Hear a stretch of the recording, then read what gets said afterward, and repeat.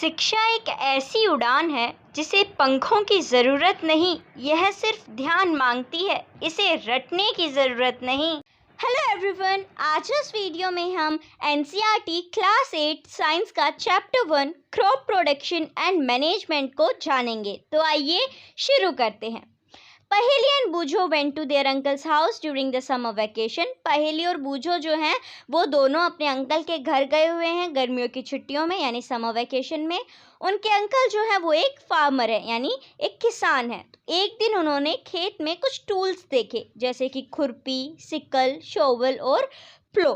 तो यहाँ पे बूझो पूछ रहा है कि मैं जानना चाहता हूँ कि इन सब टूल्स का इस्तेमाल जो है वो कहाँ पे होता है और कैसे किया जाता है। तो ये सभी टूल्स खेत में काम लिए जाते हैं किसान के द्वारा। You have learned that all living organisms require food. हमने ये पहले भी जाना है कि सभी लिविंग ऑर्गेनिजम्स को खाने की ज़रूरत होती है। तो प्लांट्स जो है वो तो अपना खाना खुद बना लेते हैं। तो क्या आप याद कर सकते हैं कि ग्रेन प्लांट्स जो है वो अपना खाना खुद कैसे सिंथेसाइज करते हैं? तो इसका जवाब आपको नीचे कमेंट बॉक्स में करना है, क्योंकि हम प्रीवियस क्लासेस में ये सब कुछ सीख चुके हैं कि प्लांट्स अपना खाना कैसे सिंथेसाइज करते हैं। अब है animals including humans can not make their own food. तो एनिमल्स यानी जानवर और यहाँ तक कि हम मानव भी, हम ह्यूमन बींग्स भी अपना खाना खुद नहीं बना सकते हैं। तो एनिमल्स को खाना कहाँ से मिलता है? और उससे बड़ी बात कि हमें खाना चाहिए ही क्यों? एनिमल्स को खाना कहाँ से मिलता है? ऑफ कोर्स प्लांट्स से, या फिर वो दूसरे एनिमल्स को मार के खाते हैं या प्लांट्स को खाते हैं एनिमल्स। तो फिर ये पूछ रहा है कि फिर खाना चाहिए ही क्यों? भाई चलो ठीक है, एनिमल्स जो हैं वो प्लांट्स खा लेते हैं या फिर किसी दूसरे एनिमल को खा लेते हैं, लेकिन खाना चाहिए क्यों? तो हम ये पहले से जानते हैं कि खाने से जो हमें एनर्जी मिलती है वो हमारी बॉडी किस में यूज़ ले लेती है। जैसे हमारी बॉडी के बहुत सारे फंक्शंस होते हैं, जैसे डाइजेशन हुआ, रेस्पिरेशन, एक्सक्रीशन, इन सभी में हमें एनर्जी चाहिए होती है जो कि हमें खाने से मिलती है। तो हमें खाना कहाँ से मिलता है? हमें प्लांट से मिलता है, एनिमल से, या दोनों से ही? तो अब बूझो कह रहा है कि चलो बात समझ में आ गई कि हम सबको खाने की ज़रूरत होती है, हम सभी को खाना चाहिए। तो हम इतने सारे लोगों को, हमारी देश इतना बड़ा है, इतनी ज़्यादा पॉपुलेशन है, तो इतने सारे लोगों को खाना कैसे दे सकते हैं? तो पहेली कह रही है कि food has to be produced on a large scale, यानी खाना जो है उसका उत्पादन जो है वो एक बड़े स्केल पे, लार्ज स्केल पे होना चाहिए। In order to provide food for a large population, regular production, proper management and distribution is necessary.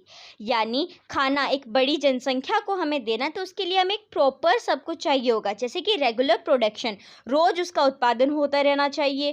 Proper management, उसे सही तरीके से मैनेज, जैसे कि फार्मर जो है, किसान जो है वो खेत में अनाज उगाते हैं, तो उससे वो वहाँ से वो मंडियों में जाता है, फिर वहाँ से अलग अलग जगह वो डिस्ट्रीब्यूट होता है।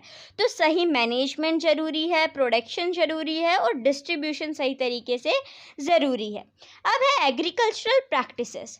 तो टिल 10,000 BCE, तो आपको एक और यहाँ पे सवाल है, हिस्ट्री में आपने पढ़ा होगा BCE का फुल फॉर्म क्या होता है, ये आपको नीचे कमेंट बॉक्स में बताना है। तो आज से 10,000 साल पहले, यानी 10,000 साल पहले क्या था? लोग नोमैडिक थे। नोमैडिक का मतलब होता है घुमंतु, एक जगह से दूसरी तरह घूमते रहने वाले। They were wandering in the groups from place to place in search of food and shelter. वो एक जगह से दूसरी जगह जाते रहते थे ग्रुप्स के अंदर। क्यों जाते थे? खाने की तलाश में और रहने की तलाश में। तो वो कच्चे फल खा लिया करते थे, कच्ची सब्जियां खा लिया करते थे। फिर उन्होंने क्या शुरू किया? जानवरों का शिकार करना शुरू किया खाने के लिए, और बाद में उन्होंने राइस प्रोड्यूस करना शुरू किया, यानी राइस की खेती होने लगी, फिर गेहूं की, और फिर दूसरे क्रॉप्स की भी वहाँ पे खेती होने लगी, और वहाँ से जन्म हुआ एग्रीकल्चर का। When plants of the same kind are cultivated at one place on a large scale, it is called a crop. तो crop किसे कहते हैं? जब एक ही तरीके की फसल जो है, यानी एक ही तरीके का प्लांट जो है वो बड़े लार्ज स्केल पे उगाया जाए एक जगह, उसे क्रॉप कहते हैं। जैसे एग्जाम्पल पे यहाँ पे दिया गया है crop of wheat. Crop of wheat का मतलब क्या हो गया? गेहूँ की फसल। अब गेहूँ की फसल क्या, जो एक खेत है उसमें पूरे में गेहूँ ही बोया गया है, यानी बड़ी मात्रा में वहाँ पे सिर्फ गेहूँ बोया गया है, तो वो हो गई गेहूँ गेहूं की फसल यानी crop of wheat. So you already know that crops are of different types like cereals, vegetables and fruits. तो हम ये सब जानते हैं पहले से कि फसल जो है वो अलग अलग तरीके की होती है। सीरियल्स हो गए, वेजिटेबल्स हो गए, फ्रूट्स हो गए।